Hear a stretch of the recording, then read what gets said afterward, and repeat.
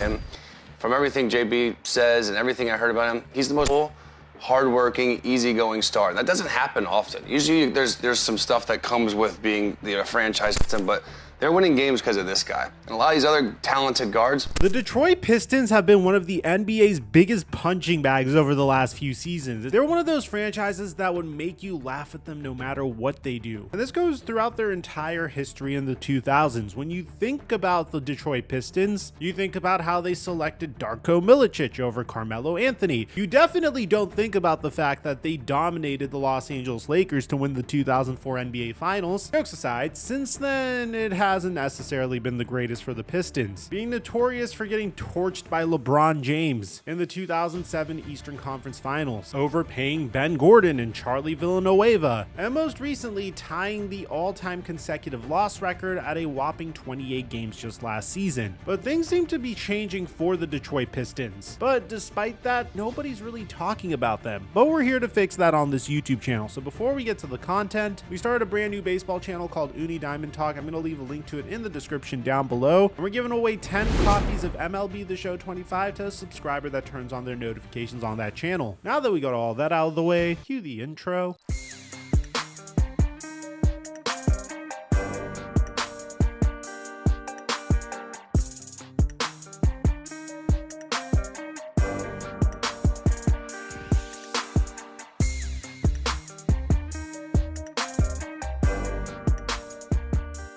We've been on an amazing streak on Prize Picks, making $400 off of our last 3 picks, which proves that my data analysis model works. Sign up for Prize Picks using my promo code microphone to get $50 when you make a play of $5, and follow my Instagram at TheFlightMike to see my plays. I also give away additional plays on patreon.com/microphone, and thank you Prize Picks for the sponsor. Mic check 1 2 1 2. What's going on, everybody? Last year, the Detroit Pistons went viral for the wrong reasons. Not only did they tie the all-time consecutive loss record at a whopping 28 games just last season, but they also finished with the worst record in the NBA at 14-68, a record that was so bad that they fired Monty Williams just 1 year into his record-breaking $78.5 million contract. But as bad as that was, we can also forget that the season before that, they literally also finished with the worst record in the league as well, finishing with just 17 wins. And the most tragic part about this is every single time the Pistons are the worst team in the league, they never win the NBA draft lottery, not since they had the opportunity to draft Cade Cunningham anyway. Remember, they lost 5 more games than the horrific San Antonio Spurs, who won the lottery and had the fate of their franchise changed forever by getting the opportunity to draft Victor Wembanyama, even though their record that year had a lot to do with Cunningham's injury that allowed him to play only 12 games that season. The fact remains that it was the 3rd year in a row that the Pistons lost out on the #1 pick of the NBA draft lottery. And while I don't mean to keep putting them on blast, in order for us to fully understand the growth they've made this year, I kind of have to. Until this season, the franchise had finished dead last in their division 4 years in a row, and as the Eastern Conference's worst team in 3 of those seasons. Yeah, they've been historically bad over the last half decade. You have to go all the way back to the 2018 to 2019 season to find their last season that didn't end with them as one of the Eastern Conference's bottom 3 teams. This has culminated in them having the single worst win percentage in the league over the last 5 years. It also culminated in this infamous event when the nice fans of Detroit joined in unison with the message of selling the team when their losing streak hit 25 games. 7 straight at crunch time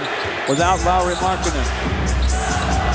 Yeah, to say that the fans of Detroit have been going through a series of tough times doesn't exactly cover the extent of how bad their team has been. It also doesn't help that their Detroit Lions just took a first-round exit to a rookie quarterback in a year when they were supposed to make a trip to the Super Bowl, but I digress. We have an evil twin brother that covers the NFL if you want to check him out. So as strange as all this is, this year the Pistons have been doing their part to help ease the pain of their fans a little bit. The changes they've made all seem to be working. While the injured Jaden Ivey is still growing in the right direction, they also hired former Cavaliers head coach JB Bickerstaff and brought in some veterans like Malik Beasley, Tobias Harris, and Tim Hardaway Jr. On top of that, they decided to fire former general manager Troy Weaver and hired Trajan Langdon, which seems to have rekindled a lot of optimism within the organization. But if you've seen them play, then you know that they are winning games primarily because of one man and one man alone. A guy who happens to be one of the baddest guys walking the planet that, until recently, not enough people have been talking about, and that man is Cade Cunningham, and he is absolutely dominating the NBA right now. Not only has he had the Pistons above 500 at several points this year, and currently sitting 6th in the Eastern Conference with a record of 31-26, not only does he have the Pistons on a 6-game win streak at the time that we're winning this video, but at the same time, the former #1 overall pick in the 2021 NBA draft out of Oklahoma State is doing so while averaging the most points, assists, and rebounds and blocks of his entire career, while also shooting some of his highest percentages from both the field and behind the arc. In fact, his 25 points per game and almost 10 assists per game have actually absurdly placed him in the top 10 of NBA.com's most recent MVP watch. The first time All-Star actually got snubbed from a starting spot, if we're being completely honest, being that his numbers are better across the board than Donovan Mitchell's. Either way, since his recent ascension, Cunningham has finally started to get recognized by the media. He was recently talked about by Chandler Parsons after Detroit took down Houston on the road just a week after doing the same to the Knicks. Cunningham, he's becoming an actual star right before our eyes. He can do it all. First of all, he's 6'8", 6'9". He's so big. He can post up smaller guards. He can still beat bigs off the dribble. He's worked on his shot extremely a lot this offseason because he's way more efficient. So there's nothing on the basketball court he can't do. And you know what's interesting about him? From everything JB says and everything I heard about him, he's the most humble, hardworking, easygoing star. That doesn't happen often. Usually there's some stuff that comes with being a franchise player and being a star. Not with Cade Cunningham. And he's so young, and he's transitioning this to wins. He's winning basketball games for the Detroit Pistons, who no one expected that to happen. And yes, they added some vets, they've added a new coach, they've added a different system, but they're winning games because of this guy. And a lot of these other talented guards aren't doing that. So you have to credit him. And that's actually a great point, because in the modern NBA, it is easier than ever for players to enhance their stats without contributing to winning actual games. But to become the Pistons' first All-Star since Blake Griffin did it back in 2019, while literally taking the actual Detroit Pistons of all teams out of the garbage heap at the bottom of the league and putting them in playoff contention, has to be one of the most impressive things that anyone in the league has done so far this year. You have to question whether or not some of the other stars in the league would be able to do the same. For a player to have the season he's having right on the heels of signing a contract like the one he did last offseason is a breath of fresh air. As we all know, a lot of times when top tier athletes get the big money, their play doesn't continue to live up to the same standard that got them there. Wow. I think I got a bug or something. Now that he's not set to become a free agent until the 2030 to 2031 season, Detroit can start focusing on building a championship roster around him. But for the time being though, it seems like Cade Cunningham is being smart about his team's ceiling and not reaching too far or getting too cocky. For a team that has made the playoffs only 3 times since the 2008 to 2009 season and sadly got swept all 3 times, it's a good approach that he spoke about shortly before the All-Star break with the NBA on TNT. Season, where would you like to see the Detroit Pistons? 6th spot, for sure. A lock in a playoff series. No, they're in the 9th spot. Same thing, 9, 10, 11. So, I know what you're trying to say. 9 and 11 is a little that's bit.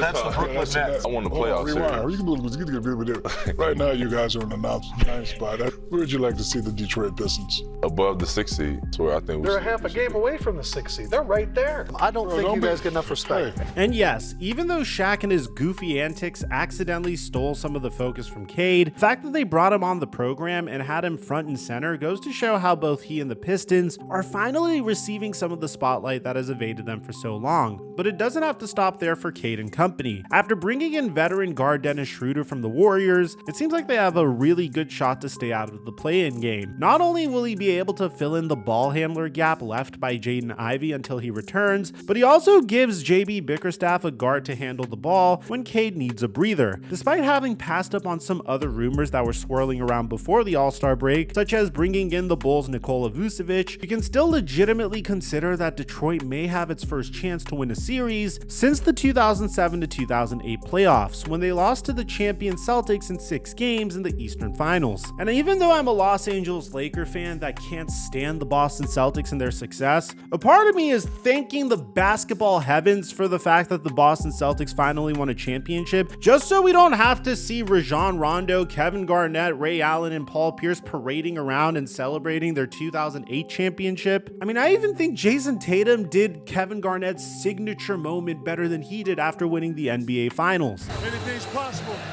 Anything's possible! We did it. We did it!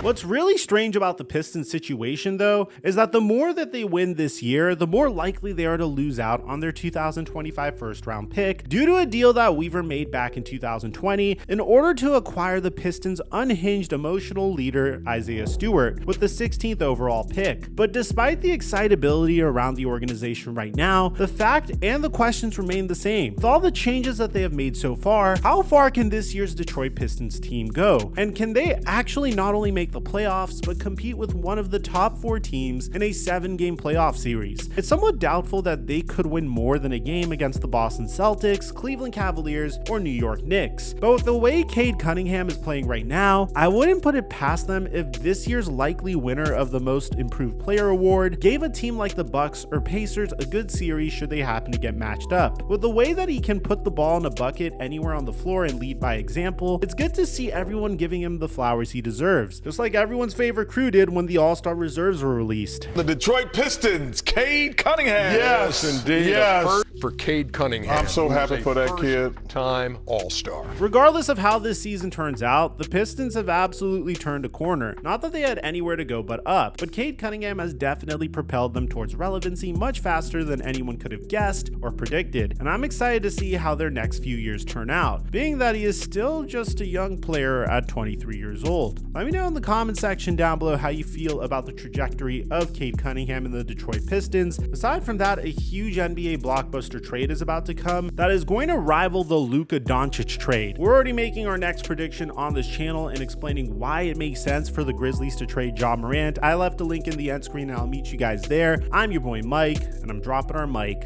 until our next upload.